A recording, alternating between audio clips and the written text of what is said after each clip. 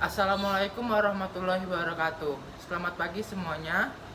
Pada kesempatan kali ini, kami dari kelompok 7 akan membuat video presentasi mata kuliah pengantar ekonomi mikro dengan dosen pengampu Ukti Ciptawati SEMSI. Sebelum itu, perkenalkan nama saya Vinanta Fiarsio dengan MPM 2251031003.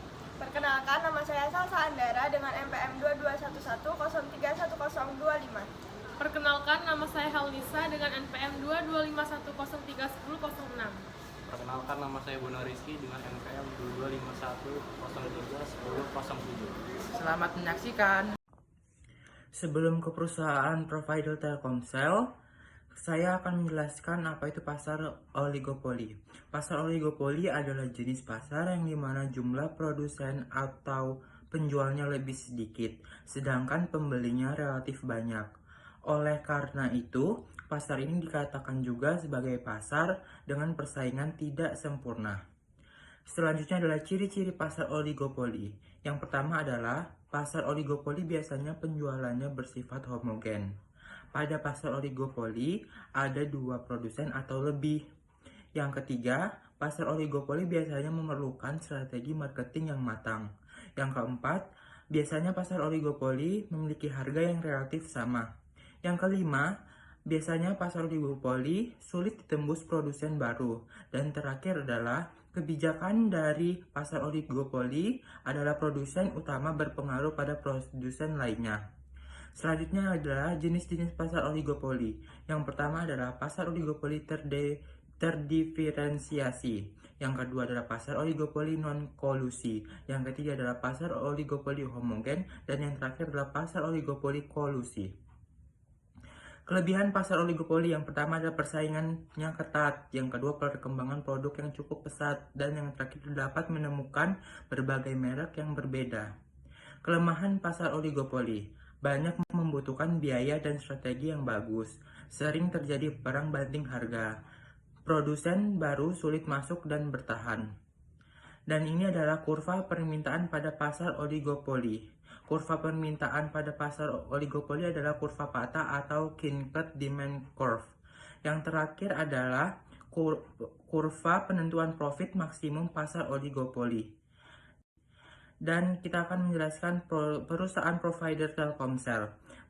Telkomsel adalah merek GSM atau UMTS operator jaringan seluler telepon yang beroperasi di Indonesia. Merek ini dimiliki oleh Telkom Indonesia dan Indosat dengan komposisi saham sebesar 65% oleh Telkomsel dan sisanya oleh Indosat pada awal peluncurannya pada tanggal 26 Mei 1995 di Jakarta. Baik, di sini saya akan menjelaskan tentang profit PT Telekomunikasi Seluler.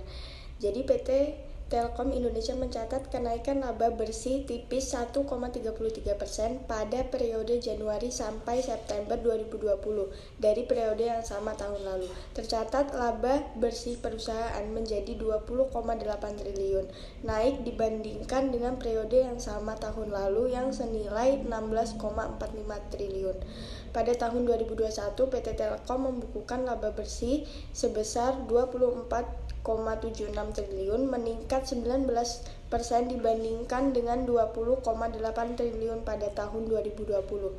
Meningkatnya laba bersih turut ditopang oleh naiknya pendapatan.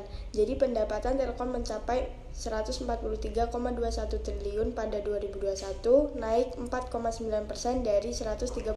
Selanjutnya tentang strategi harga. Jadi, strategi harga yang digunakan PT Telkomsel adalah strategi skimming pricing, yaitu menetapkan harga awal yang tinggi pada suatu produk. Karena untuk kedua produk Simpati dan kartu Halo merupakan inovasi, di mana kartu Simpati merupakan kartu prabayar isi ulang pertama yang ada di Asia. Baik, untuk selanjutnya adalah strategi produk. Strategi produk yang digunakan oleh PT Telkomsel untuk produk-produknya disesuaikan dengan usia produk tersebut, serta pada tahap apa produk itu berada dalam PLC. Strategi pada kartu Halo dan Simpati yang telah memasuki tahap kedewasaan adalah strategi diversifikasi yang dilakukan dengan cara peningkatan kualitas atau quality improvement, peningkatan keistimewaan fitur improvement, serta peningkatan gaya style improvement. Selanjutnya akan dijelaskan oleh rekan saya yaitu Helnisa. Baik, di sini saya akan melanjutkan penjelasan strategi yang ada pada pasar oligopoli. Pertama yaitu strategi Fixed and Mobile Convergence atau FMC, di mana Telkom terus memperkuat penetrasi pasar, efisiensi biaya, dan keunggulan operasi. Sebelumnya telah digunakan penandatanganan nota kesepahaman antara Telkom dan Singtel untuk pengembangan inisiatif FMC dan pengembangan data center regional. Yang kedua yaitu strategi InfraCO, di mana inisiatif perseroan untuk membuka potensi konsolidasi aset infrastruktur yang dimiliki mencakup infrastruktur jaringan akses, optik, dan tower. Yang ketiga yaitu pada strategi data center CO.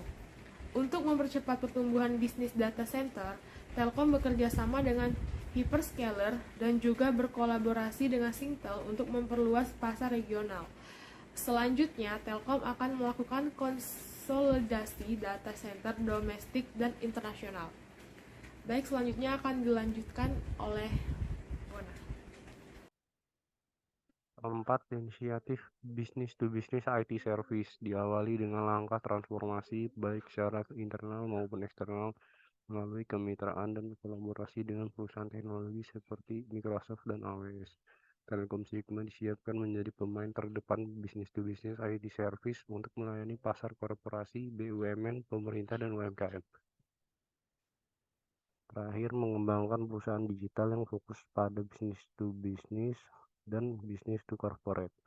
Telkomsel melalui Telkomsel di ekosistem digital mengembangkan portofolio bisnis vertikal di sektor digital, yakni melalui aplikasi Vita, pendidikan melalui layanan aplikasi kunci, dan sektor mobile gaming melalui anak usaha Majamojo, yang akan memiliki potensi besar dalam mendorong perekonomian digital nasional.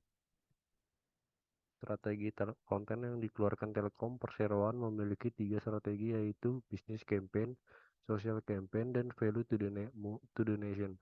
Terkait dengan segala urusan pengelolaan bisnis, perusahaan menjadi bagian dari Business Campaign. Berikutnya Social Campaign terkait program tanggung jawab sosial perusahaan, diutamakan untuk environmental, social, dan corporate governance, focus group discussion, dan people, planet, profit. Lalu terkait Value to the Nation, Telkom ingin membangun dan mengembangkan secara luas lingkungan digital di tanah air sehingga Indonesia memiliki kedaulatan digital yang inklusif. Sekian video presentasi dari kelompok 7. Wassalamualaikum warahmatullahi wabarakatuh.